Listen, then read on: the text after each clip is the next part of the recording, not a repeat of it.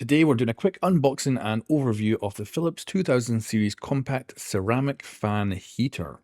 And what you'll find in the box is your manual and all your written documentation, along with the heater itself and a permanently connected power cord with your country's plug. And I decided to buy this because I've seen it on offer and I thought this would be quite interesting to make a video about.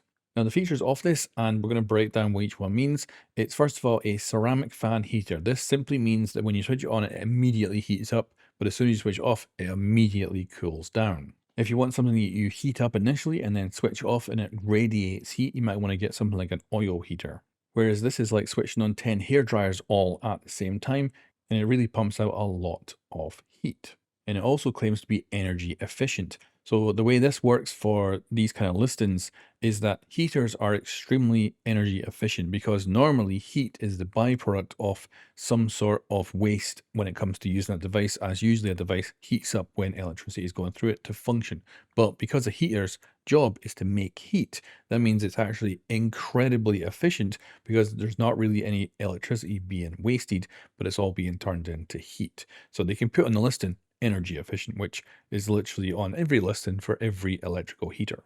And they also claim that it is ultra quiet. Because this is a ceramic heater, it needs to have air being pushed through it to get that heat out. So it has a big fan inside, almost as big as the actual device itself, and it makes a good chunk of noise. But the great thing is, of course, because it's pumping out a lot of heat, you're most likely not going to want to keep this on for long periods of time, but you will hear the fan, and I'll play a sound at the end of this video so you can hear what it sounds like. And then it has 5 modes, essentially a low power mode, a high power mode, and then the 3 other modes are based on temperature. So it'll heat up until it gets to a certain temperature, then it'll switch off, it'll then wait, and then it'll switch back on when the temperature lowers again. Now this is not great because it's got an onboard temperature. Essentially you make a hotspot in your room of temperature, it switches off, but the rest of the room is very cold. So it's not perfect for heating any significant space.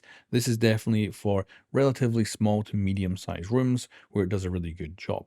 And this device comes in 2 options, either 1500 watts or 2000 watts. And I would personally recommend going with the 1500 watts just due to the fact that the 2000 watt one is double the price. And really, you're not getting much more for your money. And then it also comes with a few safety features. So for instance, it has a kill switch on the bottom. So if it gets knocked over, the power will automatically be switched off. The reason for this is if it was to fall over on, say, the carpeted surface and it's face down and it's pumping heat into the carpet, there is a chance it could set the whole lot on fire. And I always recommend when you're purchasing any kind of electrical heater, always go with at least some sort of known brand, because you do not want to buy cheap rubbish, because if they have any kind of electrical issues, they will go up in flames. And of course, you don't want some sort of cheap heater being the reason your home burns down. The device is also extremely easy to use. It only has 2 buttons on the top, one for power and one for cycling through the modes, and that is it. There's also a small warning symbol at the top, which at first I wasn't sure what it was, but taking a closer look, it's a t-shirt with a line through it because you don't want to drape any clothes on it. You might be tempted to try and dry clothes over the top of it or something like that, but you don't want to cover its intake or outtake because the device will overheat. It has an automatic switch off if it starts to overheat, but of course if that were to fail, you got another fire on your hands again. And I'll also point out that this heater actually has a design flaw, which is the rubberized feet on the bottom are too small. So where they're placed into their housings, the plastic is actually further out. So the rubber cannot touch the surface. So only the circles of plastic actually touch the surface, which means on a flat surface like a table, this thing just skirts around like crazy whenever you touch it, and it doesn't really have any purchase. And for something like a heater that could of course fall over, thankfully it does have a safety feature for that, but that is an oversight that should not have happened. It should have rubberized feet that are actually big enough to touch the surface, because right now they're too small, which is causing them to be insert into their placement where they should be a little bit proud so they can actually touch the surface and be useful. And then let's talk conclusion, and then we'll listen to the actual audio of the fan. So this is a very good heater. When I switch this thing on, it absolutely pumps out a ton of heat, easily enough to heat up my medium-sized room. So this is a very good little heater. However, if you're looking for a heater that's going to retain heat and dissipate it over time, then you want to look at getting yourself like an oil heater instead.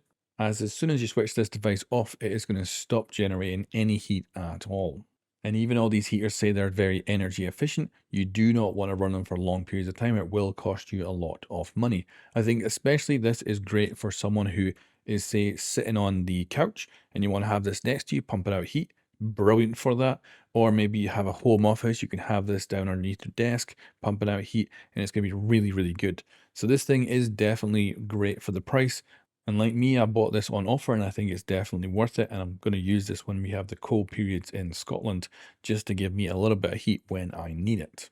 And you'll find a link in the description below if you want to actually buy this. And now here is the audio of this thing actually running.